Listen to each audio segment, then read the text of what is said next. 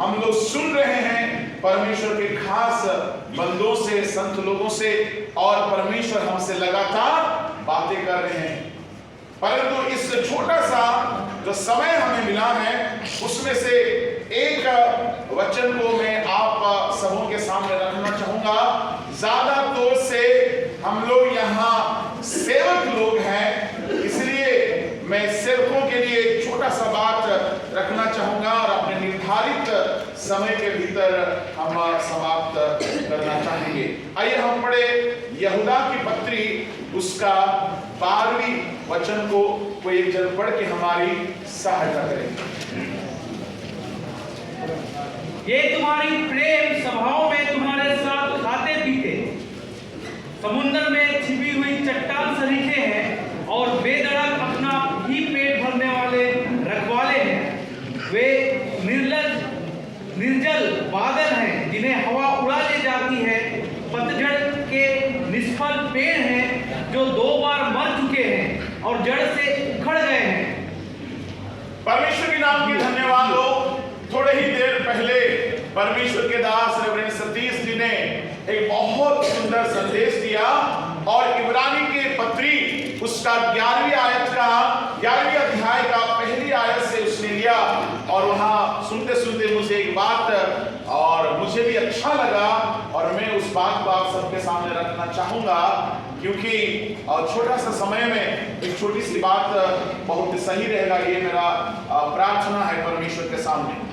हमने पढ़ा है गवाहों का बड़ा बादल हमें घेरे हुए है। कौन सा बादल? गवाहों का बड़ा बादल। यानी 11 अध्याय में बड़े बड़े परमेश्वर के गवाह लोगों का जिंदगी को हम देखते हैं और जिन सेवादारों की जिंदगी में गवाहियां हैं, मानो बाइबल उनको बड़ा बादल कहता है। कैसा बादल? जो सेवक का गवाही नष्ट हो गया तो मानो उसका सेवा ही नष्ट हो गया।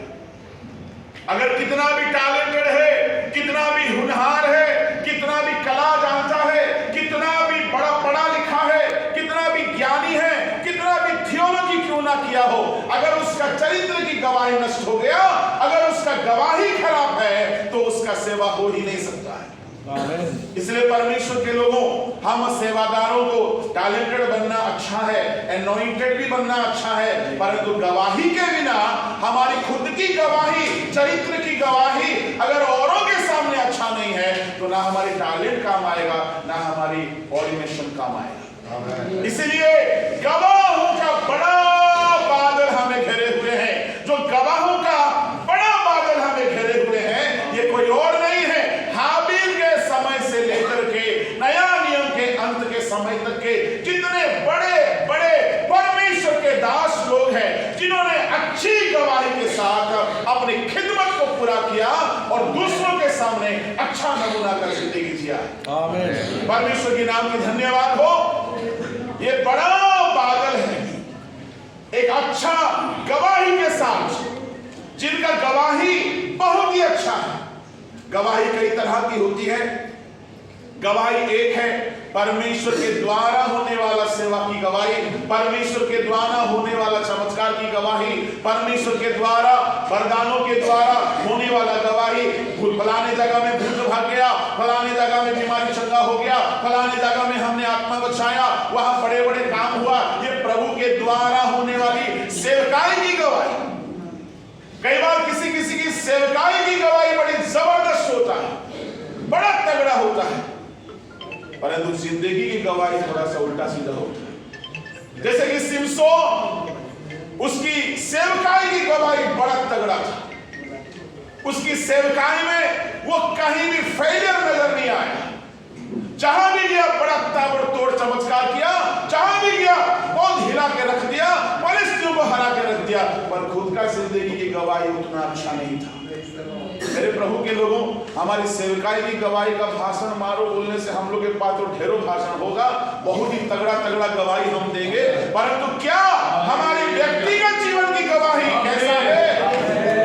अगर हमारी व्यक्तिगत जीवन की गवाही अच्छी नहीं है तो अंत के दिन में कहीं ऐसा ना हो जाए प्रभु ना कह दे मैं तुम्हें नहीं जानता।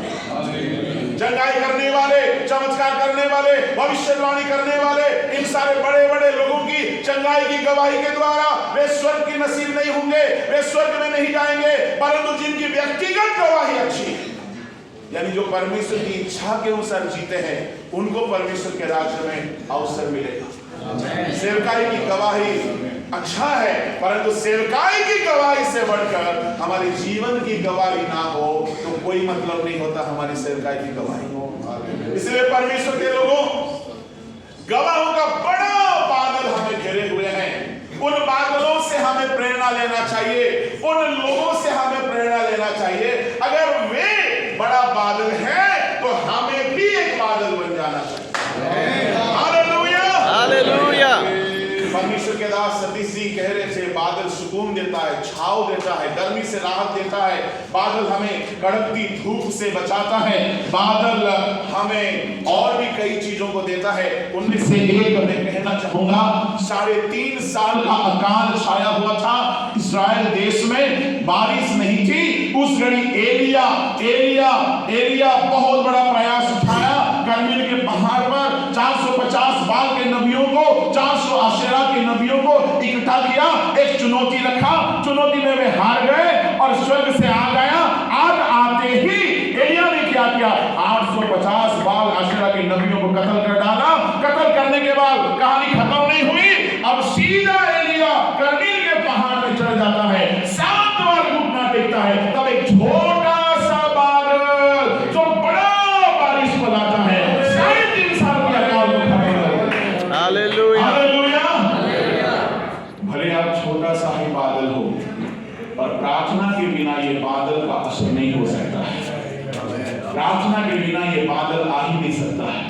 आज अगर हम प्रभु की खिदमत कर रहे हैं, थोड़ा बहुत प्रभु का बादल की तरह अगर कहीं सींच रहे हैं, तो किसी ना किसी ने हमारे लिए प्रार्थना किया। हालेलुया।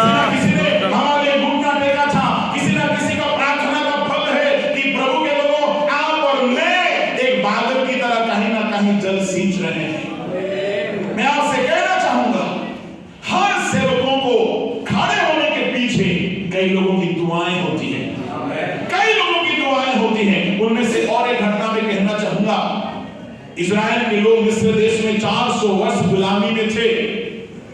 वे आहें भर भर कर रोने लगे, चीखने लगे, चिल्लाने लगे। परमेश्वर उनका कहना सुना, परमेश्वर उनका रोना देखा, परमेश्वर उन पर चित्त लगाया और परमेश्वर उत्तर आया। गौर फरमाइएगा, आप कहते हैं, आप रोते हैं, आप आंसू बहाते हैं, कोई सुने या ना सुने, परमेश्वर सुनता है और सुन के चुप नहीं रहता है, परमेश्वर उत्तर आता है। और एक अजब और गजब की बात यह है, इस्राएलियों ने मिस्र देश में आंसू बहाया, रोया, कहराया, परंतु परमेश्वर वहां नहीं उतरा है। कहां उतरा है? मिधान के प्रांत में एक झाड़ी में उतरा है। वो झाड़ी में आग लगी थी।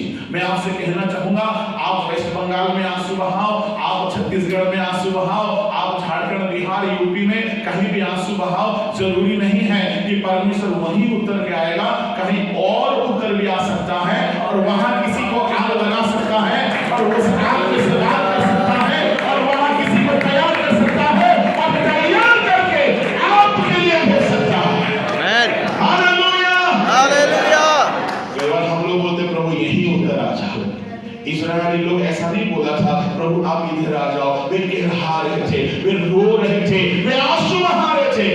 अब परमेश्वर को आइडिया कौन दे सकता है? हमें सिर्फ रोना चाहिए, आंसू बहाना चाहिए। कहां उतरना, क्या करना, नहीं करना, सारा मास्टर प्लानिंग परमेश्वर को करने दे और परमेश्वर खुद उतर आया। मिधान के जंगल में उतर आया, एक जलती हुई झाड़ी में से होकर के उतर आया और वहां एक बैकस्लाइडेड चुना हुआ सेवक से बात कर रहा है, जो कि मूसा था। उसको मिनिस्ट्री का सारा जज्बात खत्म हो गया था, सारा धूल खत्म हो गया था, वो बैकस्लाइड हो गया था, ससुराल का रोटी खा खा के वहीं का गुलाम बन गया था और उससे बाहर आने की इच्छा ही नहीं थी। ऐसा एक बंदा जो पूरी तरह से प्रभु से दूर हो चुका था, परमेश्वर उससे बात किया, परमेश्वर भेजा। मैं आपसे कहना चाहूंगा, मूसा आता है, 40 साल इजराइलियों का सेवा रहता है। 40 साल सेवा करता। एक वो दिन पगार मांगा इस्राएलियों से। 40 साल मूसा सेवा किया है, 40 साल सेवा किया है मूसा इस्राएलियों का। आजकल का मूसा होता तो हम तुम्हारे बीच में इतना सेवा किया, भाई कुछ तो दान दे दो, बोला होता। मूसा 40 साल सेवा किया, एक दिन इस्राएलियों से पगार नहीं मांगा, एक दिन उन लोगों से कुछ भी उम्मीद नहीं किया। मैं आपसे कहना चाहूंगा, आप उम्मीद मत रखो, ये मेरा कहने की बात नहीं है। मेरा कहने का बात ये है, आप जहां भी प्रार्थना करो, परमेश्वर आपका प्रार्थना सुन के किसी को तैयार करेगा, और जिसको तैयार करेगा वो आके आपके लिए खड़ा होगा, वो आपसे कुछ नहीं मांगेगा।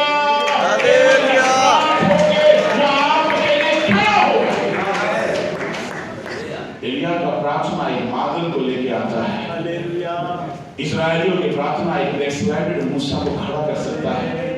तो हम सेंट्रल ईस्टर्न रीजन वालों की प्रार्थना क्यों नहीं कर सकते? हालेलुया। परमेश्वर के नाम की धन्यवाद हो। प्रभु के लोगों, निदान एक बात बोलना चाहूंगा कि एलिया की प्रार्थना से छोटा सा बादल आके 3.5 साल की अकाल को हटा देता है। तो हमारा भी प्रार्थना ऐसा हो जाए, ऐसा हो जाए। प्रभु एक ऐसा बादल को लाए, ऐसा बादल को लाए, ये प्रार्थना ही ला सकता है अकाल को दूर करने वाला बादल। परंतु उससे पहले एक तैयारी होनी चाहिए। एलिया को 3.5 साल तक प्रभु में प्रार्थना में रहता था, क्यों बादल नहीं आया? सुनिएगा, बड़ा रिवाइवल का बादल तभी आ सकता है। ये बादल को रोकने वाला कुछ चीजें हैं जो जिंदा है, उसको मरना होगा। और इस्राएल के देश में सारे आशीषों का जो रुकावट था, वो बाल और आशेरा के 850 नबी थे। जब तक वो जिंदा थे, परमेश्वर की आशीष नहीं आ सकता। मैं आपसे कहना चाहूंगा, ये बाल और आशेरा के नबी क्या है मालूम है? इजरायलियों को सुख विलास दे करके, इजराइल को भोग विलास दिला करके, इजराइल को कई तरह का पाप का मजा दिला करके, वे परमेश्वर से इजराइल को दूर ले जाने वाले 850 नबी है। मैं आपसे कहना चाहूंगा, आपको परमेश्वर से दूर ले जाने वाला कोई भी आदतें हैं, आपको परमेश्वर से दूर ले जाने वाला बहुत सी चीजें हो सकती है। वो जिंदा अगर है तो बादल की बारिश नहीं हो सकती, अकाल ही होगी। इसलिए परमेश्वर से दूर ले जाने वाला कोई भी बातें हैं, चाहे वो मोबाइल हो, चाहे आपका नींद हो, चाहे आपका आलसपना हो, चाहे कोई भी और बातें हो, जो आपको परमेश्वर से दूर ले जाता है, उसको जब तक नहीं मारोगे, प्रार्थना की कोई मतलब नहीं होगी। और प्रार्थना उसके बाद जब होगी, परमेश्वर एक छोटा सा बादल भेजेगा, और वो बादल छोटा नहीं है, वर्षों की अकाल को मिटाएगा, और बड़ी बरसात होगी, और सारा सूखा बंद खत्म होगा। Hallelujah, hallelujah, hallelujah.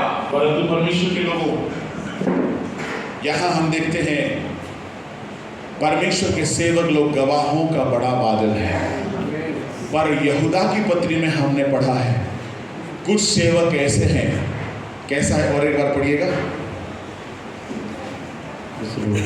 ये तुम्हारी प्रेम सभाओं में तुम्हारे साथ खाते पीते समुद्र के छिपी हुई चट्टान सरीखे हैं, और बेधड़क अपना ही पेट भरने वाले रखवाले हैं। वे निर्जल बादल हैं, निर्जल बादल है। सुनिएगा, कुछ सेवक लोग तो गवाहों का बड़ा बादल है, और कुछ सेवक लोग ऐसा है, निर्जल बादल है। बादल जैसा दिखते हैं, कोनो पानी नहीं रहता है। क्या रहता है? दिखावा का रेवरेंड है, जिंदगी देखो तो पूरा एंडमेंट है। दिखावा का बिशप है, देखा जाए तो कई जगह में बियर शॉप में भी जाते रहता है। मैं आपसे कहना चाहूँगा, हम ऐसे बादल बने जिसमें पानी हो, जिसमें पानी हो। अपुल्लोस ने कहा, पौलुस ने बोया है, अपुल्लोस ने सींचा है। अपुल्लोस एक ऐसा बादल था जो सींचता था। मेरे अजीजों, मैं यही शब्दों के साथ समाप्त करना चाहूँगा, हम ऐसा बादल ना बने जिसमें कोई जल ही ना हो, परंतु एक छोटा ही सेवक बन जाए, छोटा ही बादल बन जाए, जो बरसों की अकाल को मिटा सके। हालेलुया। इन वचनों से हम सबको हिदायत की आशीष